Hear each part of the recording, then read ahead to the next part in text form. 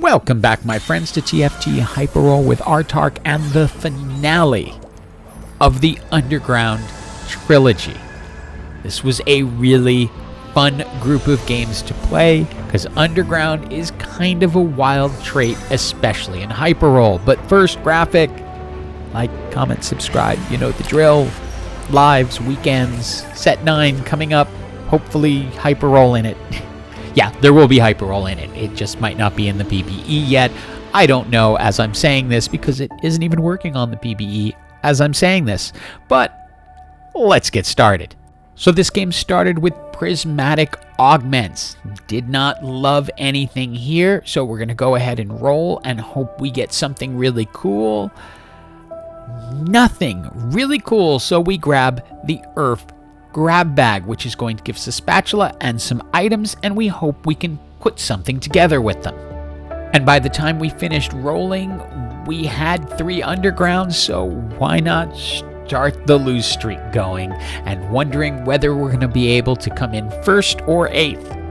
Now, while that Earth grab bag gives us great possibilities for the future, it does not help immediately like a new recruit augment would have, and this person is easily able to beat us with an extra team member.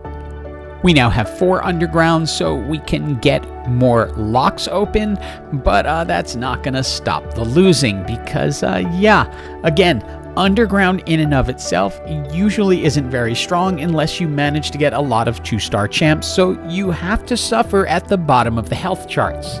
But you always gotta hope for some luck. Remember, we grabbed the Earth grab bag? Well, now we've got the spatula. We can continue our heist, but we get to do so with an additional player on the team.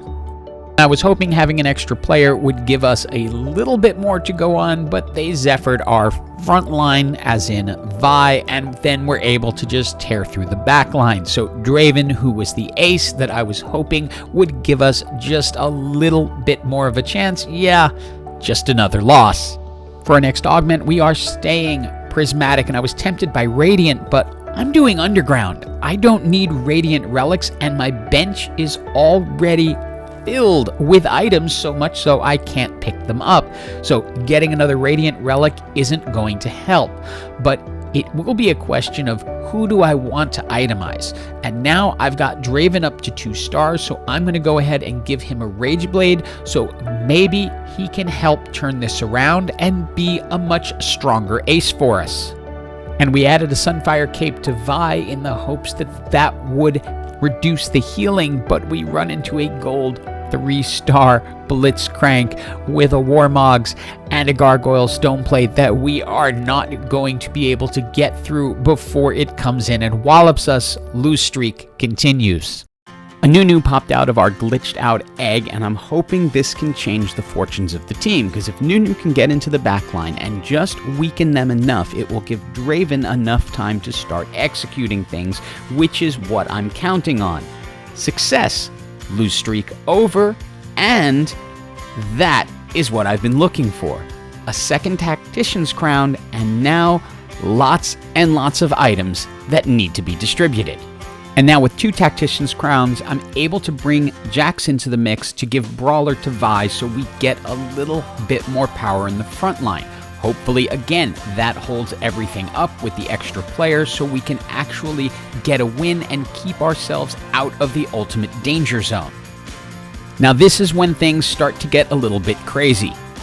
Come out of the carousel, are able to get an Aurelion Soul with an Anvil. Of course, Aurelion Soul, I'm going Mana Zane because that is just too much fun on Aurelion Soul. Now, final augment comes along. Ace in the hole. Now that opens up a world of possibilities because we had already picked up a Misfortune. That comes with a Samira and an Ace emblem. So we can now create 4 aces on the team.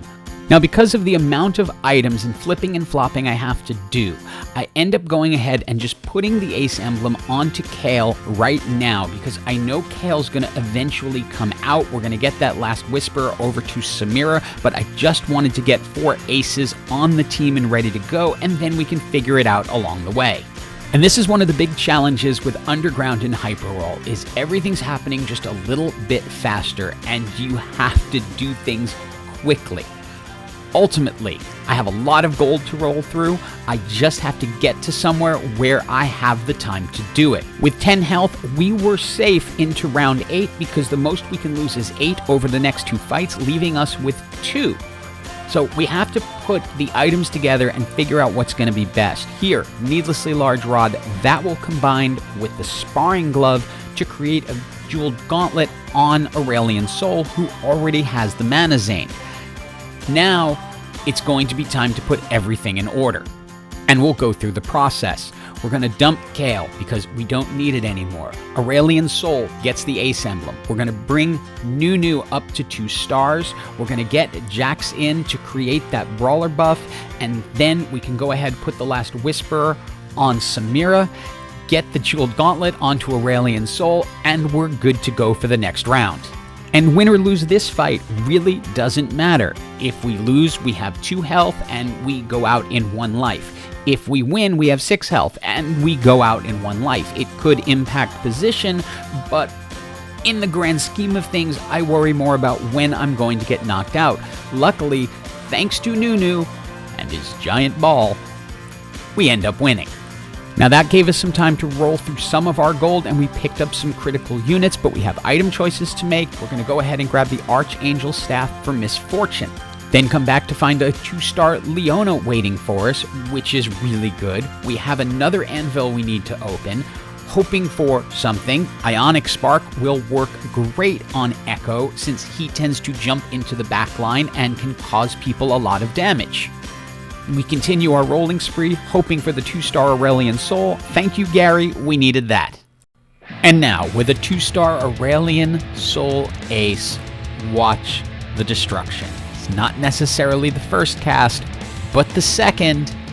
Their team just kind of disappears.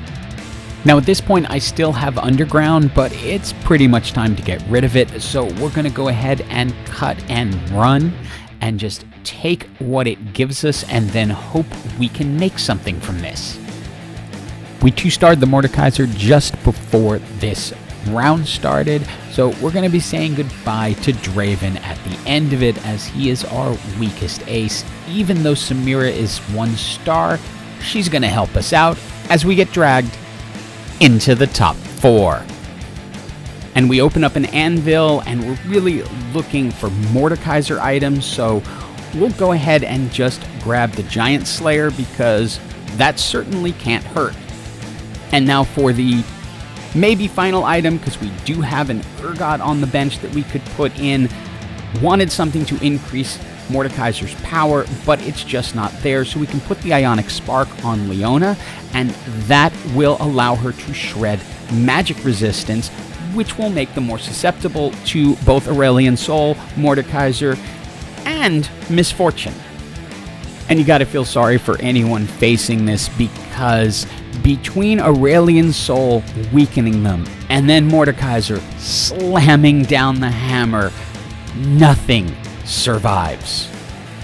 And this brawler team is about as beefy as they get, with a 3-star Jax, 3-star Riven, 3-star Renekton, and they have a lot of tank items and can take a lot of damage. They're even able to get into the back line, and if you see, end up taking out Aurelian Soul.